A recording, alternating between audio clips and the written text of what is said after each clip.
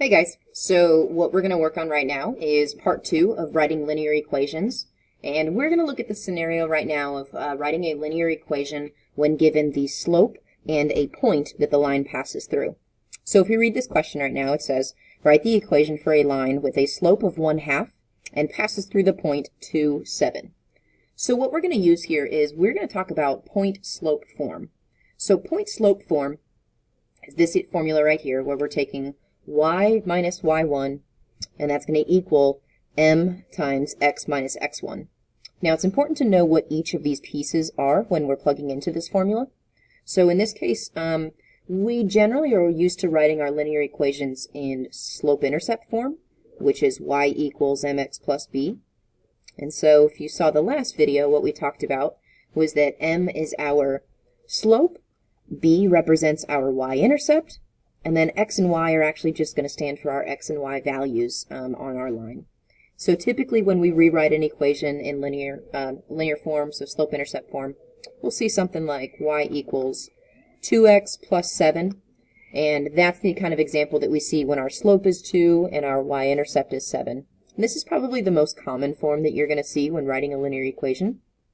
So what we want to do is basically take the information that we've been given of saying that our slope was 1/2 and that our point that this passes through is 2, 7. And we're going to use point-slope form now to go ahead and basically derive and figure out our linear equation in slope-intercept form. So what we're going to do is we're going to plug into this here.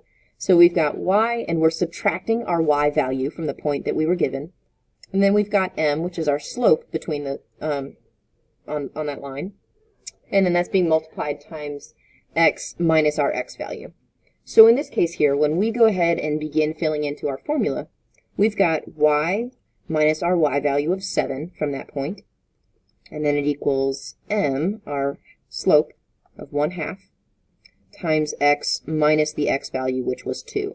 So again, all I did right here, the way I got my 7 and my 2, those were from that was the coordinate point that was given to us when our x value was 2 and the y value was 7. So we plugged in our 2 for our x value right here, and then we plugged our 7 in for the y value right here.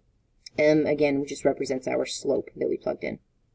So now to solve and get our linear equation, we've got to go ahead and begin solving and write it equal to y. So it's y equals mx plus b form, or slope-intercept. So by distributing my slope first, when I do 1/2 times x, that's going to give me 1/2 x.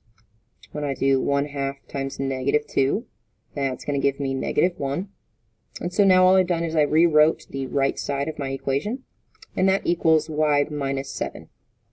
Now to set this equation equal to y, I've got to go through and add 7 to both sides to isolate my variable. By doing that, my 7's cancel from the left, and now I have y.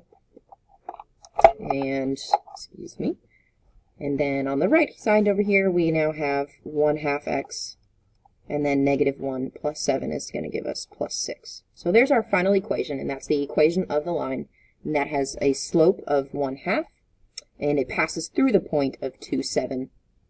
Now just to verify and make sure that this does actually work, we can plug in 2 as our x value, and plug in 7 for our y value.